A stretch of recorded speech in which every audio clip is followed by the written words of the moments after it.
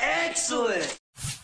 This is the Corsair k95 RGB Platinum mechanical gaming keyboard, and right now it represents the best mechanical gaming keyboard that Corsair can make, with their best switches and their best features, and of course their most expensive price at $200 US. Why does it cost $200? Well, let me tell you all of the things that it has. First, Cherry MX speed switches, already detailed upon their introduction in my Corsair K70 rapid fire video. I'll link that up in the corner. They have 45 gram actuation force, 1.2 millimeter actuation distance, and if these switches are too fast for you, thankfully they'll also have the K95 Platinum with Cherry MX brown switches too. Those have 2 millimeter actuation distance, so you have to push them down a little bit further for them to actually register. The keys are all individually lit and per key programmable with Corsair's Q software. They've also added a 19-zone fully programmable light edge edge of light along the top. Do note the smooth color transitions along that with minimal hot spotting, which Corsair was pretty proud to point out at CES. The K95 Platy is also available in black worldwide, like the one that you see here, or if you're buying in North America, you can get it in gunmetal.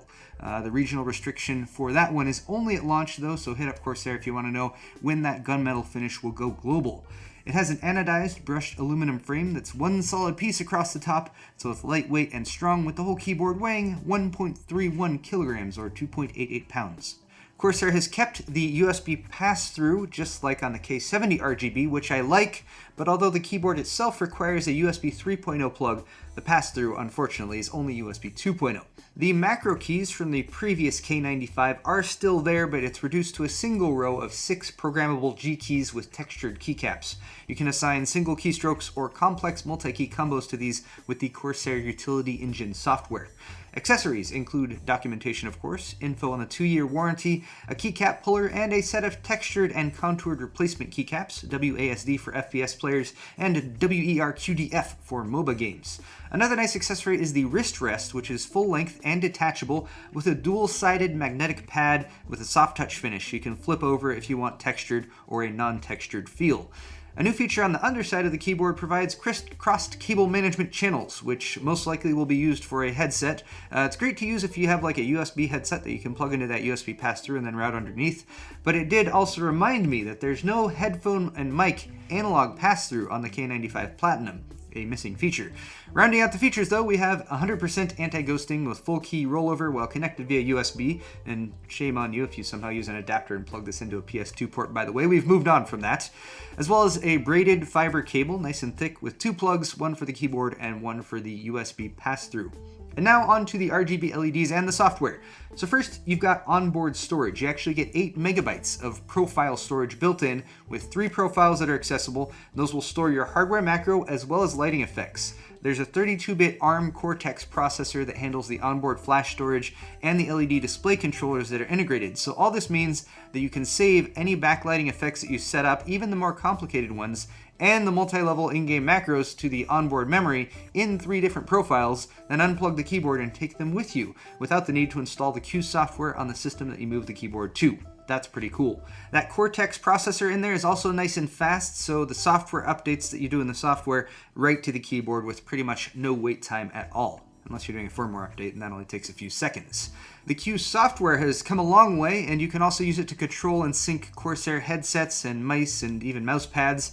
And I like that they've separated the advanced sections so it's a little bit less daunting for new users. The complexity of this software was a bit of a barrier to entry for new people. It will prompt you to update firmware when available when you plug the keyboard in and it detects it. And then macros can be set up in the Actions menu, while lighting effects are available in the Lighting Effects section. Cool looking effects presets can be selected, such as Rainbow Spiral, Rainbow Wave, Color Shift, Visor, Rain, and more. And there's reactive modes as well, so you can type and it reacts to your typing or your system sound. They're also available too. You can also download community-made configurations, which is great for finding new lighting configurations, and you can stack modes on top of each other, such as layering the visor effect over Rainbow Wave, for example, which leads to some pretty unique combinations. Also, you can control the light edge along the top individually if you prefer to have it separate from the lighting that's going on with the keys. Now, I haven't mentioned them yet, but there are also 6 dedicated multimedia keys here on the top right. Those are still there, including the nicely textured volume roller. And the backlighting for these buttons is also RGB, along with the Windows lock key, which is over here. And there's also brightness and profile switches on the top left, All those have RGB in them. You can control them all and synchronize them with the RGB that's going on with the rest of the keys on the board. Hooray! So, on the plus side, the K95 Platinum definitely brings together a sweet spot collection of features for a mechanical gaming keyboard that stands out a bit from Corsair's previous offerings. I like that it updates quickly, and the software is also very robust now, and I didn't even delve into the advanced settings for this video.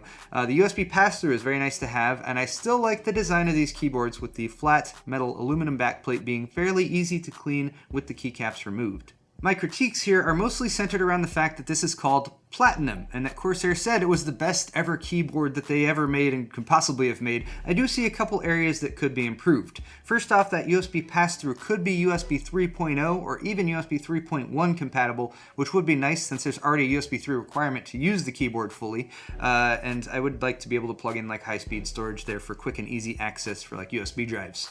I also do like a mic and headphone pass-through on a keyboard, which would be convenient, and it would align with those cable routing channels that they added on the bottom of the board. And finally, I'd say that the Cherry MX speed switches aren't necessarily for everyone. They're just a little bit too easy to mistype sometimes with their really low travel distance for registering a keystroke.